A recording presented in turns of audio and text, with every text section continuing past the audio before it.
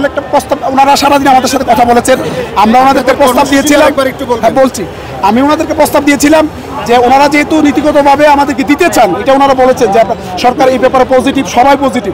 আমরা বলছি যে আপনারা শিক্ষা এবং অর্থ দুইটা অংশ মিলে, হ্যাঁ দুইটা অংশ মিলে আপনারা একটা ব্রিফ করেন, সাংবাদিকদের নিয়ে ব্রিফ করে বলে দেন যে আমরা এগুলো মেনে নিয়েছি, আপনাদের প্রজ্ঞাপন আমরা 5 দিন পরে দিব বা 3 দিন পরে দিব। আমরা এটা বলেছিলাম, কিন্তু মন্ত্রণালয় তারা আসলে বিভিন্ন রকমের কৌশলে আশ্রয় দিচ্ছে, তারা ব্রিফ করবে না।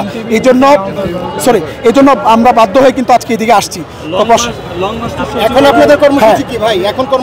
এখন আমরা এখানে থাকবো, আমরা এখানে কতক্ষণ থাকবো নিশ্চয়তা নেই, আমরা হয়তো সারা রাত্র এখানে থাকতে পারি, এবং আমরা এখান থেকে যদি এখানে রাত্রে থাকতে হয়, কালকে আমরা এখান থেকে সকাল 11টায়, সরি 11টা 12টা বলছিলাম, 12টায় আমরা 12টায় শাহবাগপুরে অবস্থান নেব। বিভিন্ন রাজনৈতিক দলের সাথে কর্মসূচি আরো কঠোর করবে। হ্যাঁ অবশ্যই, রাজনৈতিক দলগুলো তো কাজ করছে।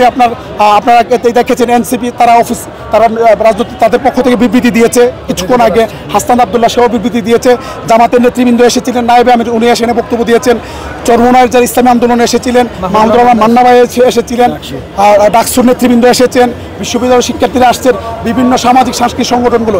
এক কথায় বলতে গেলে বাংলাদেশের সকল সামাজিক সাংস্কৃতিক সকল রাজনৈতিক সংগঠন ইতিমধ্যে প্রায় ঐক্যমত পোষণ করেছে।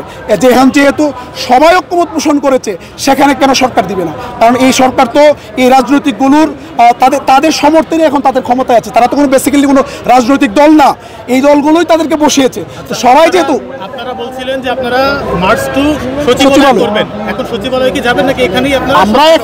আমরা এখানে আসলে আমরা তো শিক্ষক,